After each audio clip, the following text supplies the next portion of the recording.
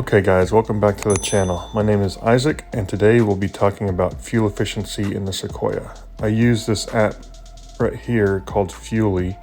I've been using it for several years. I used to have an old Passat TDI. It's actually one of the ones that was part of the diesel emissions scandal that Volkswagen had. So this is what led me to this Fuelie app. You can actually use this, your miles per gallon in a tag, like on any kind of forum and stuff. So that's pretty cool too, because it updates with the live data on your forum pages. Anyway, after a few years of using it, I decided to start tracking my Sequoia. I do have a 3-inch Toy Tech lift on the Sequoia, as well as 31-inch tires that are all-terrain.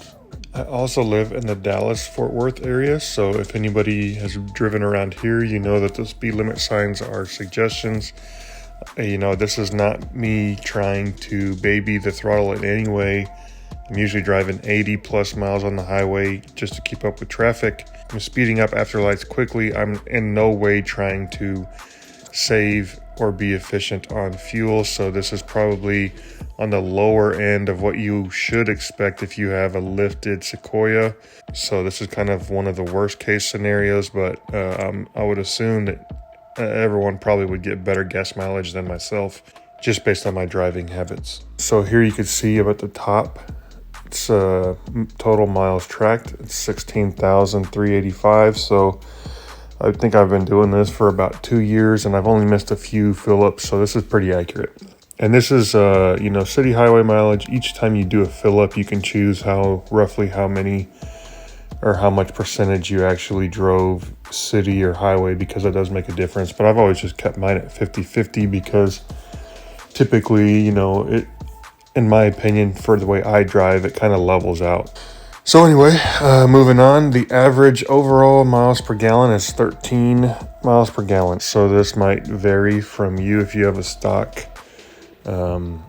Sequoia. I also am up to date on all of my spark plug maintenance and coil packs and everything. So I've done everything I can to try and make it as efficient as possible. You can see here the best miles per gallon. You actually can see it on the graph at the bottom as well. But every time I go to my parents' property in New Mexico, usually the O2 sensors will wig out for a bit. So it kind of resets the ECU with that, and doesn't really monitor or doesn't really change the fuel rate based on what the O2 sensors are picking up. And I always get a really high spike in my miles per gallon when I leave coming down the mountain. So almost nearly the first full tank is all downhill. So it's always 20, 22, something like that downhill. So don't really look at that as kind of like a common occurrence. But you can see I got almost 80 fuel logs here, total cost. And it's really cool because, you can kind of just keep track of this stuff. And then when you turn it to the side, it gives you some other, you could do it about 1 month, 3 months, whatever. So there's my overall fuel efficiency. Fuel price, fuel cost. But here, kind of just a snapshot of everything that you might want to keep track of for your Sequoia is on this page here, this last graph. I will also note that when I started tracking my miles this way, it actually is much different than what the average miles per gallon on the actual Sequoia screen up on the roof is reading. So if that's all you're going off of, it's probably not that accurate. And the way that this works here is, like, let's say you see this big plus at the bottom. I can just press that plus. You can either add service notes. You can actually track your mileage for oil and stuff like that too. All I ever do is just a fill up. So we'll just act like I'm going to do a fill up here. You can type in whatever miles, your current odometer reading is. You type in your cost per gallon and you type in your gallons. And then it gives you your total cost here. If you missed a fill up, or maybe you only filled like half the gallon or half the tank up, you can do partial fill up. Here's where you can choose how much city or highway driving is. And another cool feature is here you can choose the octane And you can also type in the location and maybe like what kind of fuel brand it is here.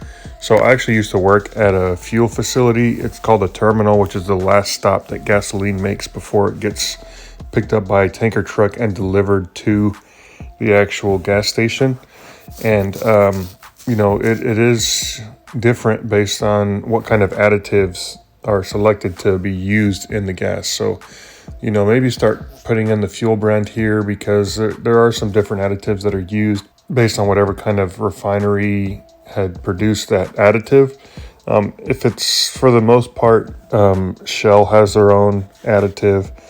Chevron and Texaco have the same additive. And all like the major brands have their own additive. But if you get like a Walmart brand fuel, like from Murphy or from, a lot of times 7-Eleven uses a generic additives, the same as Walmart, same as like Buc-ee's or any kind of like regional gas station. They typically don't have their own additive. They will use just a generic additive. So if they're using a generic additive, it's whatever additive the closest terminal decides that that's the additive that they're going to be using. So, tracking the fuel brand and maybe different locations could give you different results on what kind of fuel you decide to use. But yeah, so it's just a cool way to kind of keep track of your car, see what your vehicle's been doing. I've been doing this, like I said, for about 2.5 years on the Sequoia. Only have about 16,000 miles. Typically it would be a lot higher, but the last 2 years I've actually had 3 other vehicles that I have since sold. So during those last few years, I've been driving those more than the Sequoia, but now the Sequoia is my main and only vehicle. So that will probably start to increase a lot more once COVID is done and I'm commuting to work again. So I hope you found this information interesting, and maybe it helped you make a decision on what to do. Maybe you wanted to start tracking this stuff. I've had a really good time doing this. It really doesn't take that much extra time, because while you're waiting for the gas to fill, you can fill out all the other information and just leave the final gallons until the end after you get that information. But it's just a cool extra thing to do for your vehicle. Us humans love to hoard data, so this is just another one of those data sets you can look at. I have quite a few other Sequoia videos on my channel, so if that's something you're interested in, hop on over to those and check those out. Thanks for watching. I hope you're having a great day.